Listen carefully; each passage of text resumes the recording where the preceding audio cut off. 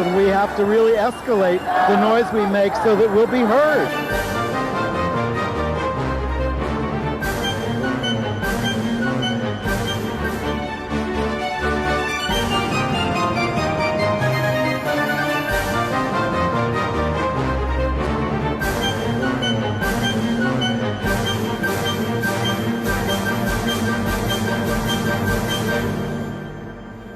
Welcome to Gay USA. I'm Andy Hum. I'm Ann Northrup, and I must say the last image in our opening sequence remains amazingly relevant. Why? What's happening in the world?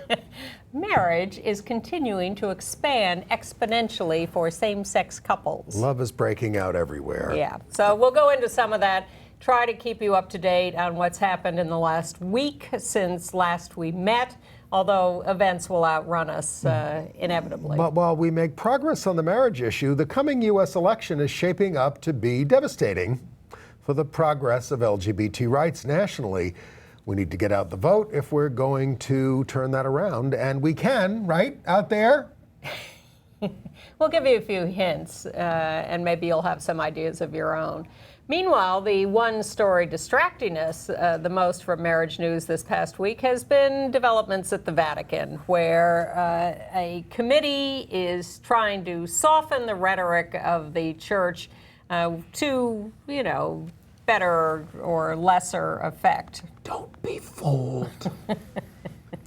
Now, there are new revelations on homophobia in the Clinton White House as they considered what to do about gays in the military as he began his term. And the nation's first out gay reporter at a major daily paper, a good friend of both of ours, Joe Nicholson, has died. More anti-transgender violence in New York and in the Philippines, where a U.S. Marine is detained in the murder of a transgender woman. And a shocking story out of New Jersey where high school football players allegedly used forced anal penetration of freshman players to build team spirit. The perpetrators do face sexual assault charges, which is the good thing. And same-sex marriages begin in Scotland on Hogmanay. I'll explain what Hogmanay is. You better. Okay. Andy's going to review several plays, including The Curious Incident of the Dog in the Night and Terrence McNally's reworking of his It's Only a Play. If you can't stay up, I'm giving the thumbs up to these shows. Record this. Yes. With Nathan Lane and Matthew Broderick and Megan Mullally in an all-star cast. That's on Broadway, as well as Billy Porter's autobiographical While Yet I Live. He's the star of Kinky Boots. You may remember a week ago that we were, a mere week ago, we were celebrating the Supreme Court's refusal to review decisions in same-sex marriage cases from 5 states, thereby making same-sex marriage legal in those 5 states and, by association, a lot more states in the same federal circuits. So what has happened in the intervening week is, and plus there was the decision out of the Ninth Circuit that legalized marriage in Nevada and Idaho. Out on the West Coast. Yes, with attached states there too. So and unattached. Alaska. So we've been following details as the week's gone on, and some states are going along with the program, respecting the court, recognizing that they have no arguments to make, and other states are holding back and trying every last-ditch effort to refuse, to resist. Nevada began complying with the Ninth Circuit ruling, but there was a dust-up in Idaho where the Supreme Court had put a stay on the decision, giving Idaho a chance to say what they wanted to say, but marriages were ordered by the Ninth Circuit to begin today. Well, the Supreme Court lifted the stay. So in North Carolina, Idaho, Alaska, Nevada, West Virginia, marriages are going ahead. There's some confusion in Kansas. Some say they won't fight it, but some may. Well, they did. Wasn't the first same-sex couple married there in Johnson County? Yes, but I think there are still officials in Kansas who would like to stop that. In South Carolina, the Attorney General is basically repeating the pledges of the Confederacy. That's where it all got started.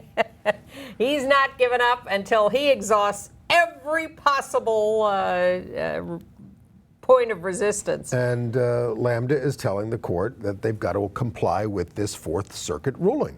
And fast. And in other states that are in these circuits where the marriage ban has been lifted, Lambda and the National Center for Lesbian Rights and the ACLU are all going in to file new cases to force these states to go along. So Alaska has caved. They're allowing same-sex marriage. Montana has not yet. They're in the Ninth Circuit, but they have to be forced to pay attention to reality that they're not going to win this. And before you leave Alaska, I mean, the governor there did try to block the couples for applying for licenses on Monday. I mean, just on Monday.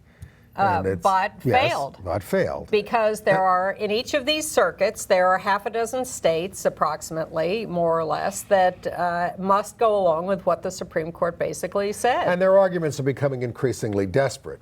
Yes. But then... But there are all sorts of interesting wrinkles to this. Like when we won in Nevada in the Ninth Circuit, the judge who had originally ruled against us in one of the very few cases where they did rule against us, so the Ninth Circuit says to him, because he was the presiding judge, all right, now you have to let same-sex couples marry. You have to reverse your decision or whatever, or issue a ruling for couples to marry. And he said, I recuse myself. I'm obviously prejudiced. No, he didn't. What did he say? He said, I recuse myself. He did recuse himself. I'm too Mormon. I've had too many. Wow. I've had too many positions in the Mormon Church. Wow. Well, maybe, you should get off the court. Well, if you can't separate those perhaps things. he should have recused himself from the case in the first place. Become a Roman Catholic, you can be on the Supreme Court, because that's what they mostly are. More on that later, but I thought that was a charming little wrinkle.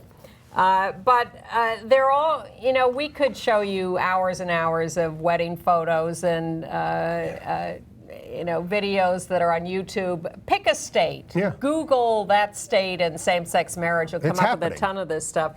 But one of my favorites is from North Carolina, because it is stunning that marriage for same-sex couples is now legal in North Carolina. And here we have a picture of two deputy sheriffs in Wake County, North Carolina. They are Chad Biggs and Chris Creech, and this took place on Friday.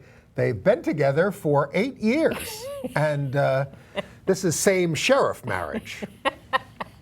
Absolutely. So congratulations to Chad and Chris. And there was some poetic justice in the cemetery in North Carolina, where someone took the headline from all the news. I think it was the Charlotte News and Observer, which had a front page picture. And put it on Jesse Helms' grave.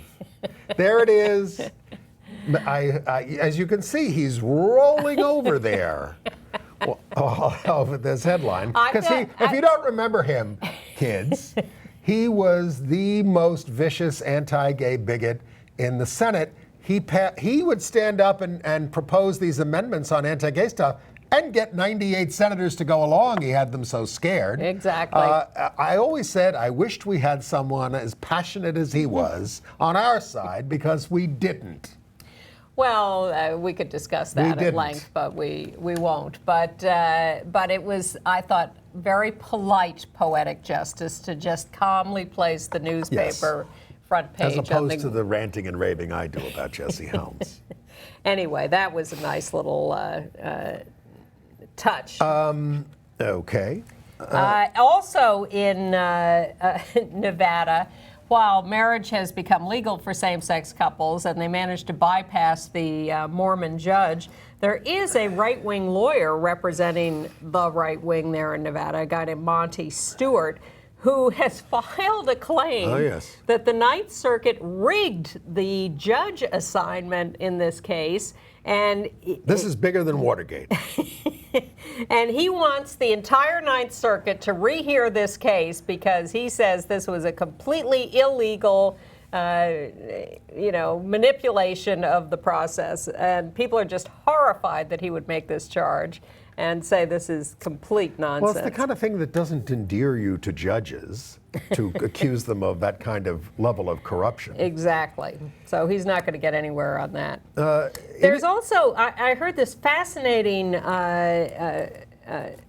idea that one way that recalcitrant states could get around these Supreme Court rulings or district court rulings is that you can go to state court, evidently. Evidently, the federal courts, the district courts, do not control the state courts. And if you can get an anti-same-sex marriage ruling in a state court, or not get a ruling, you could appeal from that directly to the Supreme Court. This is what the anti-gay Attorney General, Pam Bondi, is doing in Florida. She has asked the state high court to resolve the issue, but that's her way of trying to get this to the Supreme Court. Instead of going through the 11th Circuit, which is on the verge of doing something there. Well, okay. Another wrinkle in the Ninth Circuit case, Hawaii is included there, right? They have same-sex marriage there, but the Ninth Circuit actually took the positive step of vacating a 2012 decision upholding the ban on same-sex marriage that they had there, because we got a bad decision out of a court out there, one of the few, right? And they vacated that now. I think we could count on the fingers of one hand the bad decisions we've had over the years. That's true. Just about. And then we should talk about the Sixth Circuit, which is, again, Michigan, Ohio, Kentucky, Tennessee. This case was heard when? Back in April, and we still don't have a decision. Correct. It's 3 judges. We thought they sounded very conservative. And we thought it was we thought we had one on our side, one against us, and one in the middle, and the fear not in the middle, was... on the center right. Yes. So, anyway.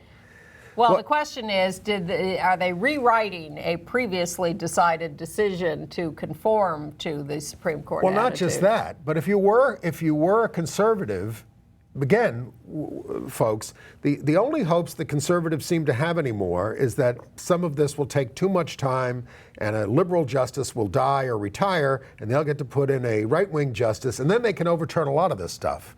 That's their only hope right now. And the Sixth Circuit, perversely, if they want to do something conservative, might uphold same-sex marriage so that the Supreme Court doesn't get to rule now on the division in the circuits. Got it? I do got it. It doesn't make entire sense to me, but I'll take it for what it is at the moment.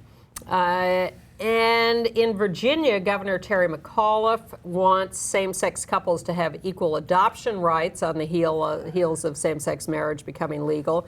They passed a law there a couple of years ago that inserted a conscience clause in adoption regulations that said, because, we have succeeded in getting, say, Catholic agencies that get state funding to run adoption agencies ruled out if they won't go along with non-discrimination in awarding adoption rights. If we have a non-discrimination law. Yes, but Virginia, seeing this coming down the pike, passed a law that inserted a conscience clause that said, notwithstanding any non-discrimination laws, if you have a religious or moral objection to giving kids to a particular household, you are allowed to exercise that. Catholics can't do that anymore. Well, more about that later. Because they can. Because we have special gifts. Yeah. And they don't want to hurt the children. And of course, all this legal stuff occasioned a lot of discussion in the news. And Ted Olson, our Republican right-wing defender, was on Fox News Sunday debating Tony Perkins of who's he with? Family Research Family Psycho Foundation. Yeah. So, this is not the guy from the movie Psycho. Yeah. So Tony Perkins turns to Ted Olson and says, well, what is the point of marriage? Because they're, debating this. Because Ted Olson is standing up for us. And I was a little disappointed in... what is the purpose of marriage? Well, I wanted Ted Olson to say the state sanctions marriage in general because they believe that doing so creates stability and prosperity in the country, in the population. In family life, whether it's between the two people or also, and especially with their children. Right, but because they want a prosperous, stable population, and they think that promotes it. But he didn't. He talked about... Love? Yeah, I think so. Love. Which Tony Perkins doesn't buy at all. A little overrated. Yeah.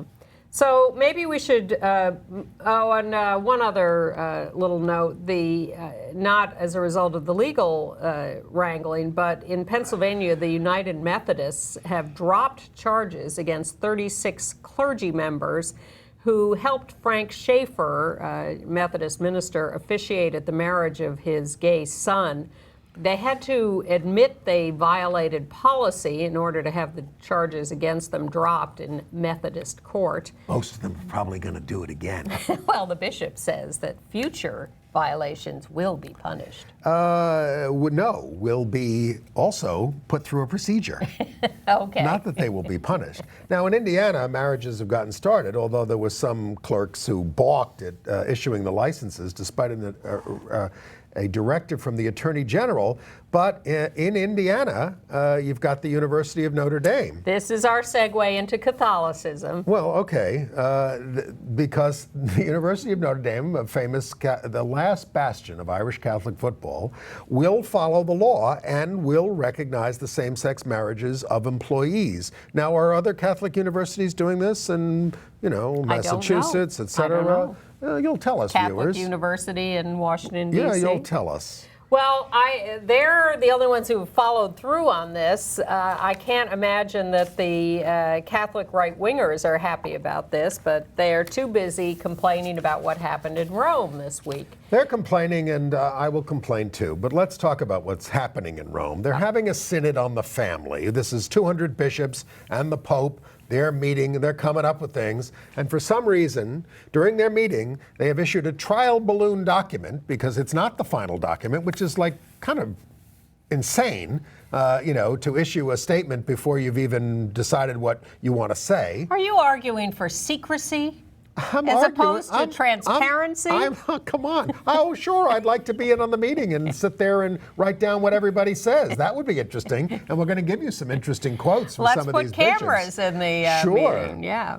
Well, but anyway, the way the popular press, if you've been watching the news, is playing this is a sea change in the Catholic Church for homosexuals. This is the breakthrough. Oh, my God. Hold on to your hats. It's the same thing they did on the parade. They're just yearning for this sea change. But let's go over what at least the draft document, which is not the final document, says. The thing that they seem to be focusing on is it does say that gays have gifts and qualities to offer, and the church should find a fraternal space, unquote unquote, for gays without compromising church teaching against homosexual activity or same-sex marriage. Without denying the moral problems connected to homosexual unions, it has to be noted that there are cases in which mutual aid to the point of sacrifice constitutes a precious support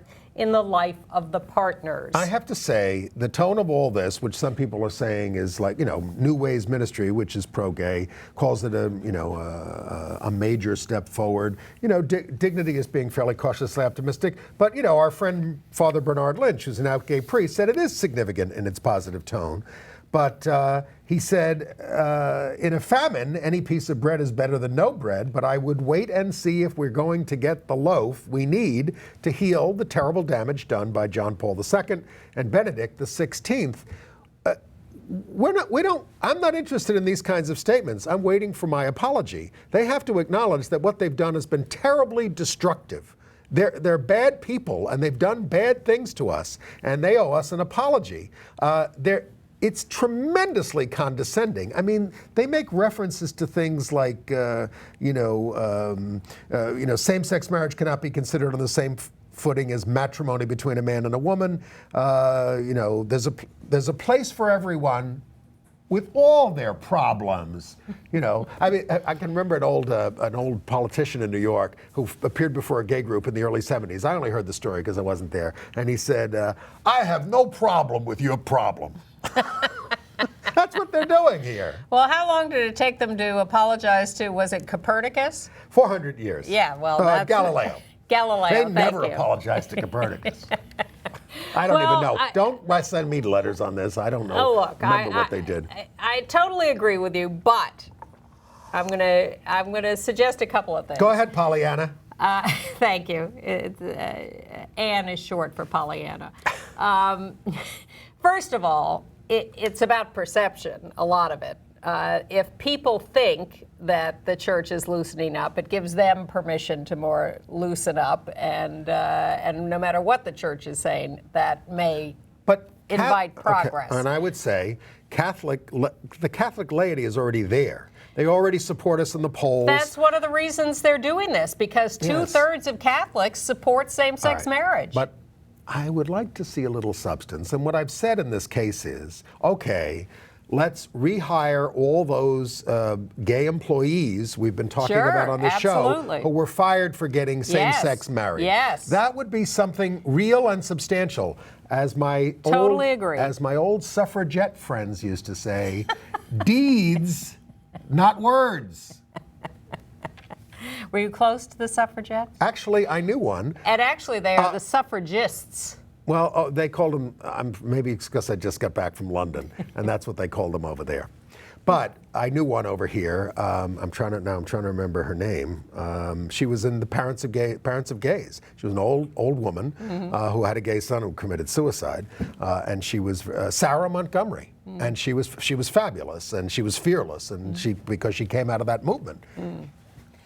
Well, so we are linked. After all this public perception of potential change, say that 3 times, and this is a 2-week meeting of the Synod now, and then they come out with a final document a year from now. The Vatican did backtrack. It issued a statement saying it's just a working document. We don't want to create the impression of a positive evaluation of same-sex relationships or cohabitors. Get it? Exactly. And of course, all the conservatives were calling it a betrayal. And one of the bishops there is the number 2 guy at the Vatican. He's Cardinal Raymond Burke, whose position is apostolic signatura. I don't know what the hell that means. He's some judicial post. Anyway, he's one of these guys who said, look, this is not what we discussed, this draft, so be careful. And then he was asked the question in the context of an interview. An Australian family said, we have a gay son. Is it okay to invite him for Christmas? He said, you have an obligation to protect children from exposure to gays. He said that he called the son inherently disordered, whose practices are always wrong and evil. Well, and this guy is number 2. Why hasn't he been fired? Exactly. And then we heard from our friend Chris Cooper, sometime co-host here, that even on Tom Selleck's Blue Bloods cop show, they referred to Catholicism as an anti-gay faith, to which the Catholic League's Bill Donahue says, oh, really? Then the Bible is anti-gay. That's correct. I watched that episode of Blue Bloods, a show I've otherwise never seen and never would, because they kept promoting the hell out of it as a show with a gay theme. It was, one of the cops was outed because there was a shooting at a gay bar, and he performed some heroic act, and his fellow cop said, well, what were you doing here? And he went, we used to say, I'm writing a book. That used to be the line. He couldn't even come up with anything. Well, of course, that's a plot device. So then his partner wouldn't work with him and slugged him, and people were shunning him, and it was that was the issue. Where does the show take place? A gay cop in New York. Oh, New York. Yeah. Well, so we know gay cops in New York. Some of them are our viewers. Tom Selleck's father refers to sissies on the show. Tom Selleck's character on the show turns out to be really, really, really Catholic. Yeah. Who knew? And then at the end of the show, he's talking to this nun and saying, well, I really had to, I couldn't desert my cops. I had to stand up for, being good to everyone. And she comes out to him. She's a lesbian, but she's left her partner to go be a nun. But she's very, very, very happy and proud of herself. You don't have to leave your partner. And Tom Selleck's last words to her That's a sin to leave your partner. About her and about the gay cops is, I don't need to know. I don't want to know. Very progressive. Now, we left off one little marriage wrinkle story from Fort Myers, Florida. Oh, I don't know this one. Well, the widow of a woman who died in March has been recognized as the spouse on her death certificate. Yes. It's the first recognition of any kind of same-sex spouses in Florida on a state-issued document, because in August, a Florida court did order that a surviving spouse could be his late husband's representative in an estate proceeding. I mean, this is how it's all accumulating. Remember, in Florida, it's block by block. And sometimes house by house. I referred to the parade, which is the St. Patrick's Day parade here, and this week's news is that the group Irish Queers wrote a letter to New York City Mayor de Blasio and the head of the City Council. Including these two. Yeah, we signed on to Melissa Mark Viverito, too, asking them to continue to boycott the St. Patrick's Day parade here until legitimate Irish LGBT groups are included and not just an NBC semi-closeted employee group. This got into Newsweek. It did, and a lot of other places. So we're, in case you wondered, we're continuing to fight the St. Patrick's Day parade. Can't we all get along? Not yet, evidently. That's what the Holy Father wants. Yeah, well, let's move on to other news. Well, We okay. can't all get along, in spite of all that marriage news from North Carolina. A local high school principal there has canceled a production of a play called Almost Maine, which is a series of vignettes of little love stories. One of the most produced plays in the country, if Really? not the most produced plays. I reviewed it on the show. Yeah. I gave it a bad review because the seats were so uncomfortable. That's fair.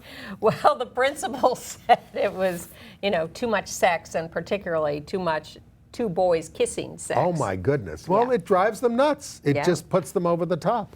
Well, And get used to it because you're going to see a lot of it. Well, speaking of high school, now let's talk about what's going on in Sayreville, New Jersey. You may have read about it. 7 high school football players, 15 to 17 years old, are charged with the sexual assaults of freshman players in hazing led by the seniors. They would have the kids held down, stick their fingers up their rectums, and then sometimes in the victim's mouth. The coach says, I had no idea this was going on. It had apparently News to me. apparently been going on for a while, or at least weeks. But they've been doing these hazing incidents for a long time. Now, the football season had already been canceled just because of hazing. Well, it was because of this incident. Well, they hadn't reports. revealed it They yet. hadn't publicized it, but it was because they got wind of this. They're all juveniles, but they could be charged as adults, in which case they face more severe penalties and they would have to register as sex offenders. I hate this business of reclassifying things to charge people as adults. I agree. You have laws to try people as juveniles because they're juveniles. Why reclassify them as It's very adults? interesting how this played out in the town, though, because when they first announced Big split. When they first announced it was just over the hazing, people said, just go after the perpetrators, don't cancel the season. But when they heard it was sticking things up people's asses, everybody said, you did the right thing, which is, in a way, like they can't deal with that. I think there are people who still are regretting the cancellation of the season. It's a big football school, and it's one of these towns that really spends a lot of time It is on horrible to hear how this thrives on this kind of hazing. And part of the rationale for canceling the whole season and bringing everyone into this, as opposed to isolating the identified 7 perpetrators, is that it's not something that was secret and quiet among just those people. It's something that a lot of people had to know about, and no one turned them in until now. And there's just too much of a whole atmosphere of attack that you can't overlook. As our council member, Corey Johnson, said to me this morning when he handed me a card as I was going to the subway, it's about domestic violence, but it's about being an upstander, not a bystander. And that is how you stop bullying, is when the people on the sidelines, so to speak, stand up and stop this stuff from happening. Nonetheless, in Lincoln, Nebraska, they scheduled anti-bullying training, particularly on gender inclusion, because a trans student was getting bullied by classmates, teachers, whatever. Fox News went on the attack about this anti-bullying policy. Oh, Mayor Bloomberg used to call the anti-bullying bill silly. Well, before Fox he tried News to run went for a lot farther than calling it silly, but the superintendent of schools in Lincoln, Nebraska, held a news conference and defended the policy. Fox News, of course, is continuing to attack. So a little more follow-up on football and on domestic violence. Former NFL executive Jerry Angelo of the Bears, Chicago Bears, said that this week that the league covered up hundreds and hundreds of domestic violence incidents, preferring to handle them internally. He admits he glossed over cases himself, and he's not proud of it. And then in Tallahassee, Florida, the Times did an expose, New York Times, on how police refused to investigate reports of abuse and other crimes by Florida State University football players because it would hurt the local economy and their own payoffs from FSU that the cops were getting to direct traffic, quote unquote. Well, it's a fascinating system because, and it's very, of course, ancient and gladiatorial. Yes. It's we make these people into heroes and untouchable, and they can commit crimes and violence and go out and do this. At the same time, we're sending them into the arena where they are suffering life-threatening injuries. Which is why, I mean, I'll say it, and it's not, I think football should be banned in its current form. It's destroying people. It's destroying people's health and lives. Well, there certainly are a lot of things that should be banned under that standard. Yes. What else would you like to go after? But football, the brain injuries. Drinking. I would like to go after drinking. Bring back prohibition. To some extent. Okay. Maybe not entirely, All but right. man, there's a lot of damage caused by alcohol that Yes, gets there is. overlooked.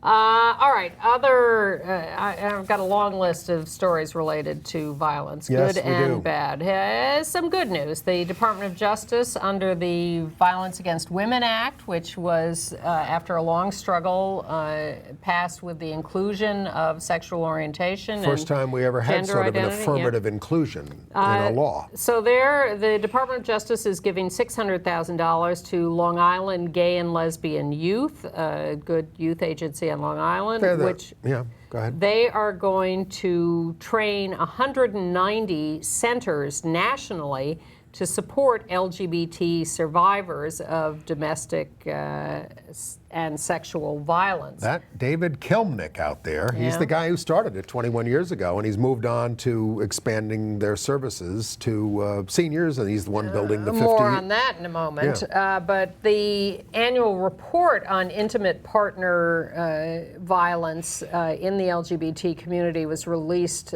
by the National Coalitions of Anti-Violence Projects. You can get this report at ncavp.org. This 2013 reports, and these are reports to local LGBT agencies. It doesn't cover the entire country because there aren't agencies in every state, but they found a slight uptick in 2013, 2,697 reports, which of course is a vast underreport of what actually happens. On the other hand, when the numbers go up, we always have to caution that people are coming forward more in all cases and reporting crimes against them, including from their partners. But it's still a fraction of the incidents that actually happen. They recorded 21 murders last year, 3/4 of them with gay men as victims. And most of the violence reported between intimate partners, this is not like transgender women being assaulted on the street. More on that in a moment. Well, yes, when the New York City schools finally started collecting statistics on bullying, I think the first statistic they came up with, well, there's been like an average of an incident per school, and you said there's an average incident per minute. It's true. But again, communities of color, LGBTQ and HIV affected, are where the majority of cases are of intimate partner violence, and more among the young in the 20s than other age populations. Would you say it is the stress of poverty? That's a vast generalization, yes. which I'm not qualified to make. I would say stress certainly is a factor in intimate partner violence. Right. And we heard a couple of terrible cases right in New York City this week. Well, a couple in Bushwick. Yeah. In Bushwick this past, I guess it was Sunday night into Monday, a trans woman in her 20s, 26, was brutally bashed by 4 men who came up to her And she was with a gay friend. They're both former clients of New Alternatives for Homeless LGBT Youth, where I'm on the board. And they asked them what they were doing in the neighborhood or in the block.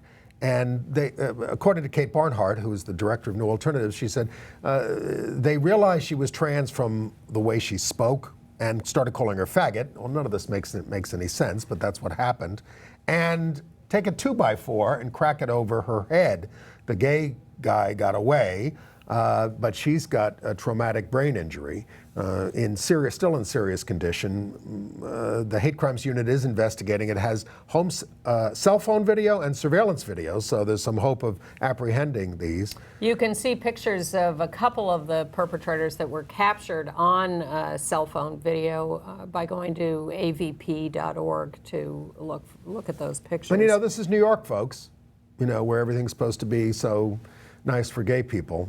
Except in Crown Heights, Brooklyn, where a 33-year-old gay man was followed into his building by a perpetrator. He was called names and attacked with a hammer, beaten with a hammer. He got off a little better than the trans woman in Bushwick, who remains in the hospital brain damaged. But the police are also circulating a picture of the perpetrator of the Crown Heights attack. Do you have some more crimes against us to report? I can report that in Pennsylvania, the legislature is working on a hate crimes bill. There was hope that the House would pass it this week, but we don't have a final word on that yet. And you mentioned the senior housing that's been proposed in Bayshore, Long Island. 50 units of affordable housing for LGBT and LGBT-friendly people over the age of 55. But as soon as that was announced, they received a couple of letters with anonymous death threats. This is to David Kilnick, who runs the group. But he's been getting them for 18 months, he said, and this is the first time they've gone public. They've gotten into the news. And they also threatened to burn the place down on the new housing down if they do it. There's still resistance out there. And a big case that has been announced of a U.S. Marine who has been charged with the murder of a transgender woman in the Philippines. We have a picture of her. Yeah. She was killed. Strangled and stuffed head first into a toilet. And the local officials there are saying, the Marines bring a lot of disarray to our dislocation to our area. And it immediately reminded me of the Alan Schindler case years ago, where a Navy guy killed a fellow Navy member who was gay. Alan Schindler. Yeah. So there are very a number famous of these case brought to light to a great extent by our old friend Michael Petrellis, who's running for supervisor out there in San Francisco. Right. So the Navy says it is looking into this case, or the Marines, and will prosecute if appropriate. They're holding ships in port in the Philippines to make sure they can do the investigation. But people are a little worried about whether or not they will do the right investigation. I believe he picked her up at a bar. Yes, exactly. Yeah. Now, better news from Springfield, Missouri, where they have become the 14th municipality in the state to pass an ordinance banning discrimination based on sexual orientation and gender identity, and the first in southern Missouri. It's the third largest city in the state. It passed 6-3. The mayor didn't vote for it. The mayor said, I only wanted to do a housing bill. I'm pro-gay, but this is too much. Employment and all those other things. And good news out of California, where the Downey School District has voluntarily settled a case with the U.S. Department of Education. A transgender student there was being harassed, and the school, under threat of lawsuit, agreed to settle and institute all sorts of education policies and non-bullying and protective policies, so that's a good thing. And 3 cheers for our pal, New York City Council member Danny Drum out in Queens, because he has publicly spoken out against the Port Authority arrests of mainly gay men, because the cops are picking on people who look like gay men, and then even though they can't see exactly what's going on, charging them with masturbating at the urinals, even though they can't see it going on. And it's one of these things where the cops pick out gay people in huge numbers. Danny calls it utterly creepy and invasive. Why would you be putting any resources into patrolling bathrooms to monitor how people urinate is beyond comprehension, completely unacceptable. Good for you, Danny. Yeah. See you tomorrow. In Chicago, they have opened senior LGBT-friendly housing. The Town Hall Apartments used to be a police station, which even the mayor at the dedication said used to be a scene of horror. I'm not quoting exactly. And how wonderful that it has been turned into this affordable senior housing. 79 units. And on Sunday, which is October 19th, I'm going to be celebrating my birthday, my 61st birthday, because I was invited to the naming of a street in the East Village at noon from Miriam Friedlander, one of my heroes, a fabulous city council member, great supporter of gay rights, but just a real leftist, a strong leftist. Yep. And she's been dead for a couple of years at the age of 95. So that's at 6th Street and 2nd Avenue at noon on Sunday, and I'll be there. And Rosie Mendez, who was a worthy successor to Miriam, will be presiding. Dress warmly. The temperatures are going to plunge a little on Sunday. Okay, thanks. In Lexington, Kentucky, the Human Rights Commission has decided that Hands On Originals, a T-shirt printing company, violated the fairness ordinance in Lexington as a public accommodation by refusing to print LGBT pride T-shirts. The company, of course, had claimed, we have a First Amendment right to not print things we don't want to print. And the Human Rights Commission said, you are a public accommodation and you cannot discriminate on the basis of sexual orientation. Yes, it's always very subtle and interesting because printers do have some discretion about things, but they can't.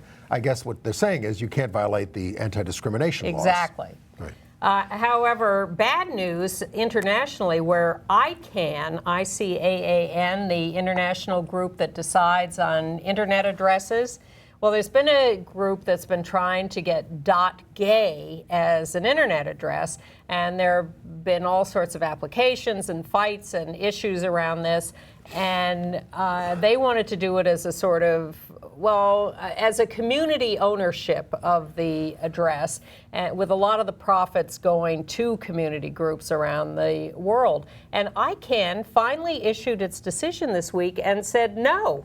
It has to be auctioned in the free market because the gay community is not close enough to the .gay address.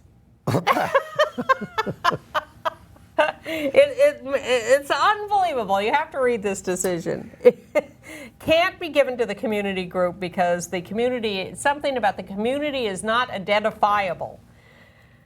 So it's going to be auctioned on the open market. People will be ripping us off to have the use of the .gay address. Be careful before you sign up for that. Thank you to the State Department, which has eliminated transgender exclusion in its health benefits. A lot of these policies have that.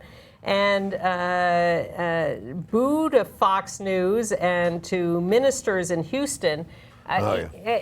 Houston passed this equal rights ordinance. Under their out-lesbian mayor in East Parker. Yes. So there was this whole coalition of pastors that were fighting this and trying to get a referendum on the ballot. It brought African Americans together with the Ku Klux Klan. Well, You think I'm nonetheless, kidding? they did not succeed in getting enough signatures to be put on the ballot. They were ruled insufficient. So the pastors went to court and sued and said, oh no, you have inappropriately ruled us off the ballot. This is all a put-up job. This is a sham. It's a lie. It won't work. Where have I heard that before? Exactly. I slipped that in. And you have to put this on the ballot. So they're going through the legal process of discovery before they go to trial on this. And so the city is subpoenaing documents from this pastors group, and Fox News goes on the air and says, they're subpoenaing sermons from these pastors. Well, there you are. Well, they're not. So the city held a press conference. No, we're not. We're not interested in sermons. We're interested in the political work of these people, and we have a right to that information. Speaking of political work, shall we talk about what happened in the Clinton White House when they first started discussing gays in the military? Because documents have been revealed just now about the discussion they had 5 days into the administration. And in the room, you've got Bill Clinton, Al Gore, the vice president, Colin Powell is the chair of the Joint Chiefs at that point, and other military leaders. No evident gay leaders seem to be in the room. Not true. Brian Bond was there. Well, he didn't say anything, did he? Who knows? Well, but anyway, he was there. He ain't quoted. Doesn't mean he didn't say anything. Okay. Now, some of this we know. General Powell resented the black-gay comparison. And Gore said, I see some parallels. He asked Powell, and then he turns to Powell and he says, well, what's your theory of homosexuality? I mean, that's what I mean by, there's not a gay person there speaking up very loudly saying, what the hell are you all talking about? You know, you don't know what you're talking about. Really, I mean, that's what we would have done if we'd been there. We would. Gore said it could be a choice. But asked if they believed it could be genetics, Powell said, that doesn't have anything to do with why I oppose this. And then he called being race a benign characteristic, but sexuality is different. Powell said, no moral judgment on gays, but they can best be used in other areas. Oh boy. Clinton said his gay friend should be able to serve. The Marine Commandant cited Carl Mundy cited Queer Nation saying, I'm gay was the same as saying I'm KKK, Nazi, and a rapist. It was outrageous.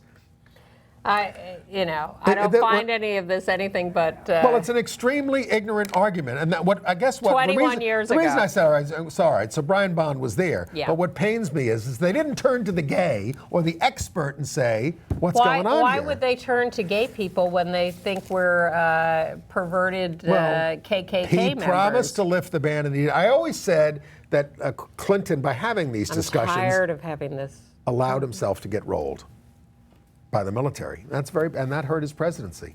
All right, moving on. Let's talk about something much more uplifting, which is the life of Joe Nicholson, who just died at age 71. What a great guy. Got a picture of him there. What a great reporter. He was a classic, traditional, hard-nosed, go for the news reporter. He was a reporter since the late 60s, and he died at the age of 71 of cancer. But and he was with the same partner, Sherwin Nicholson, for 32 years. They were quite a pair. Sherwin was a very tall Trinidadian, and Joe's a shorter Irish Catholic. But they were tremendously devoted to each other. But before he got into gay stuff and AIDS stuff, which he did, of course, in the 70s and 80s, I mean, he was part of a delegation that went to interview Fidel Castro, and he was the only one who spoke Spanish. So when Fidel was leaving, Joe jumps in the car with him. I mean, he could have been shot, but he got the interview, and he was nominated for a Pulitzer for the book that he wrote about the whole Cuban situation. And then working on he was very concerned about, he came out in the context of, we had a thing here called the Ramrod shootings in New York, where a guy went nuts with a gun and killed people in gay bars in 1980. You don't hear too much about this because AIDS followed it, and so many more people died, but that was pretty horrific. And Joe came out as a result and told his editors and wrote a story for the front page on the paper that they killed, that they didn't run. And he wasn't working for the New York Times. He was working for the New York Post and then later the Daily News. These were, old-time, eventually very conservative tabloid newspapers. And his editors were pretty anti-gay, and he stood up to them, and with success. Yes. He wrote a lot of the early AIDS stories. He was the medical sciences editor there at the Post. And a sweetheart. Yes, he was. A complete sweetheart. Yes, and we miss him, and we're sorry he's gone, and we thank him for everything he did. He's the one who really broke open the story on the St. Patrick's Day parade. Yeah.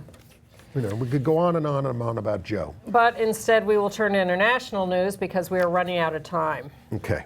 The Parliament of Estonia has okayed the Cohabitation Act, benefits for gay and straight couples, and the president has signed it. It doesn't go into effect until 2016, but this is a step forward.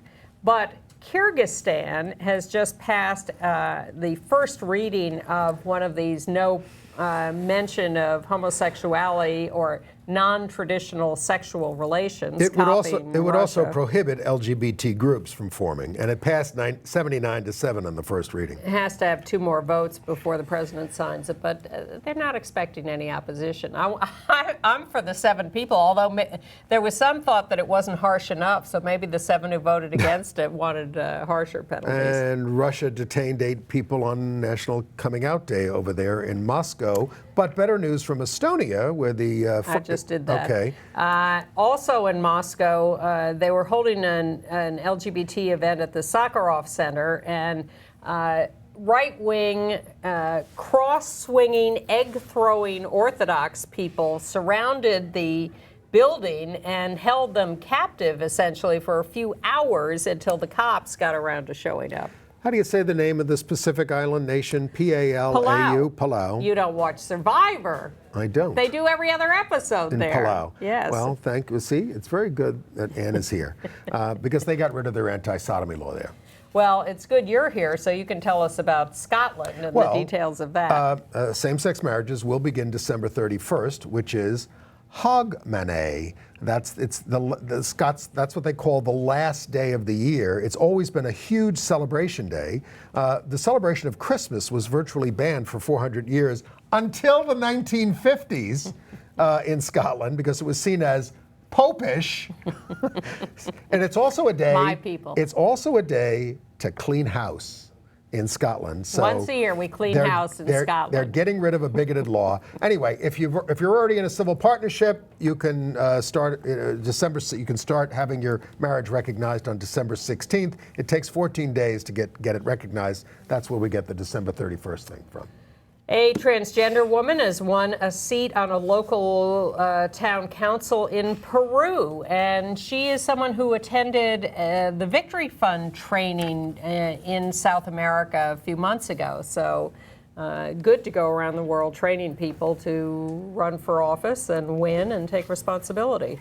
And I want to alert you to something on the Epix cable network, which is a pay cable network. You can buy it fairly cheaply here.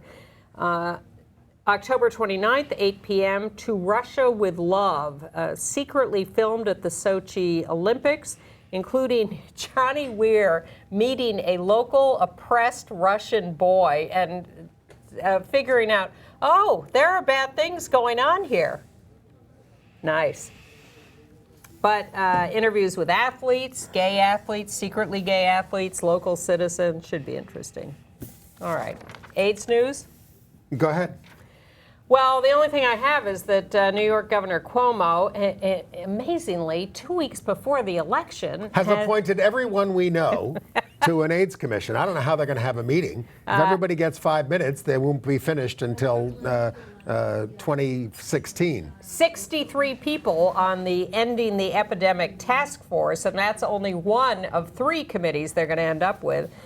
This is to implement the strategy he announced just before the Gay Pride March. Well, Charles King is chairing it. Yeah, and co-chairing it, yeah. From the Housing Works, and he's pretty radical. Well, and Jen Flynn from Vocal and Alan Clear, who's the Harm Reduction Coalition, has been doing... Jim Igo's on it. Jim Igo, Dr. Dimitri Daskalakis, who we've had here, Mark Harrington from TAG, Jay Lodato from Callan Lord, Kelsey Louie from GMHC, Peter Staley, Regina Quattrocci from Bailey House. There are people that we like. Yeah, so we'll see what happens. The strategy is basically prevent transmissions, especially by PrEP, taking Truvada, that kind of stuff. Get more people diagnosed, get people tested so they know their status, and get them on treatment. Yes, if you get on treatment, we can stop the epidemic from moving on because then people will be almost... non-transmissible. Right. Okay. All right. I have 3 plays to recommend in entertainment news this week. 3, and that's a very rarity. 3 minutes to do it. The Curious Incident of the Dog in the Night. I'll tell you what, I'll put these in the email. I'll tell you why I like them, but I'm recommending The Curious Incident of the Dog in the Night. Terrence McNally's It's Only a Play with Nathan Lane, and Billy Porter, he's the star of Kinky Boots. His first play, While I Yet Live, which is autobiographical about growing up gay with a mother, church mother in you have a minute to tell us. So, but we do want to talk about other things, and so I'm recommending those, and I'll put those in the email right to Andy Hum at AOL. Chris Cooper wants to recommend a couple of movies, Dracula Untold, which he says is better than it has any right to be, and Gone Girl with the Ben Affleck movie. No, we don't recommend Gone Girl, But neither does he. Out gay Neil Patrick. Ultimately meaningless. I agree completely. But he says out gay Neil Patrick Harris has a supporting role as a filthy rich heterosexual snob, still obsessed with a flame from his youth. Yeah, it's about 10 Sorry minutes. for getting that a little about wrong, 10 Chris. minutes of the 2.5-hour movie. You didn't like it? Did not like Gone Girl. Thought it was ultimately meaningless and predictable and a real disappointment. It is slick and riveting. It unfolds in a slick and riveting fashion. Not really. Transparent. I watched the pilot free on Amazon, as you can too. This is the one with Jeffrey Tambor as the transitioning dad. It's quirky. It's a little interesting. There's also a formerly lesbian daughter, so it has a number of different characters. It's okay. I don't know that you have to sign up for Amazon Prime to watch it, but it had its moments. Well, we do want to take a little time to find out how many of you are voting out there. Did you know that there's an election on November the 4th for the entire House of Representatives and 1/3 of the United States Senate, which we are likely to lose on the Democratic side and a lot in of this local elections, too. And reproductive rights are on the ballot in 3 states. I mean, obviously it's the right wing trying to stop it, but that's in Colorado, North Dakota, and Tennessee. So there's so many reasons to vote. I think we should just make a habit of it. Really, well, make it a habit and educate ourselves about what's on the ballot, but voting is so important. It makes us more powerful. Well, it's really shocking how many people don't vote. And, we understand that people in this benighted country have lost any hope often of changing things by voting. But the fact is that if we have a critical mass of educated voters who are motivated and some decent candidates, we can change things. Yes. And there are good people out there doing good things. So they count on us not voting. It will be a low turnout election, so your vote will be even more powerful and magnified in the booth. And our associate producer, Bill Ballman, has some very good recommendations, such as asking your local bar or community center to put up notices saying, hey, there's an election, vote. We used to have a gay vote project in New York. Yeah. Gay votes, 87, 89, that kind of stuff. If All you right. have other ideas, write to me at Andy Hum at AOL, and we will share them on the show. Next week, when we will see you again. Thank you.